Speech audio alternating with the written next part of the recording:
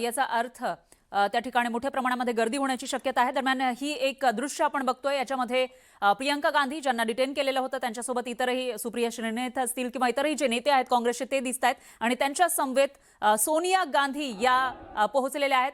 मंदिर मार्ग पोलीस स्टेशनमध्ये त्या पोहोचल्या होत्या थोड्याच वेळापूर्वी। त्याच्यानंतर त्यांनी बातचीत केली आणि आतमध्ये गेल्यानंतर हे जे खासदार किंवा नेते आहेत ज्यांना पोलिसांनी ताब्यात घेतलेलं होतं त्यांच्यासोबत सोनिया गांधी सुद्धा या परिसरामध्ये बसल्याचं आपल्याला दिसतं। त्याची एक्सक्लुसिव्ह दृश्य आपण बघितली आणि दुसरी ही दृश्य आहेत ती म्हणजे राहुल गांधींची, ज्या ठिकाणी राहुल गांधींना ठेवण्यात आलं होतं ते मॉडेल टाउन या ठिकाणी त्यांना ठेवलेलं होतं आणि त्यानंतर सुटल्यावर त्यांची सुटका केल्यानंतरची ही दृश्य मोठ्या प्रमाणामध्ये काँग्रेसच्या कार्यकर्त्यांची गर्दी, पदाधिकाऱ्यांची गर्दी दिसतेय। पण राहुल गांधी काही बोलणार का तेही बघावं लागेल।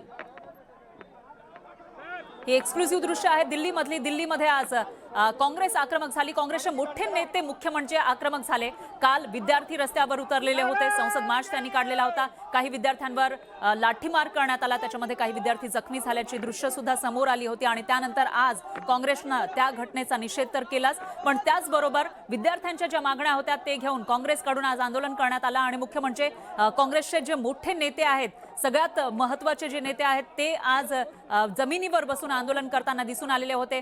3-3.5 तास हे आंदोलन चाललं आणि त्याच्यामध्ये या सर्व नेत्यांना ताब्यात घेण्यात आलं होतं। आता 2-3 तासानंतर त्यांची सुटका केली जाते। त्यावेळेला मोठ्या प्रमाणामध्ये गर्दी आपल्याला दिसते आणि देशभरामध्ये एकूणच काँग्रेसचे जे कार्यकर्ते आहेत तेही आक्रमक झाल्याची माहिती समोर येते। साहजिक आहे, कारण काँग्रेसच्या मोठ्या नेत्यांना जेव्हा पोलिसांनी ताब्यात घेतलं त्यानंतर काँग्रेसचे जे कार्यकर्ते आहेत किंवा पदाधिकारी आहेत त्यांच्याकडून या सगळ्या घटनेचा निषेध केला जातोय आणि एकूणच जी मागणी आहे देशाचे शिक्षण मंत्र्यांनी राजीनामा द्यावा याविषयी सुद्धा ही मागणी आपल्याला या ठिकाणी दिसून येते।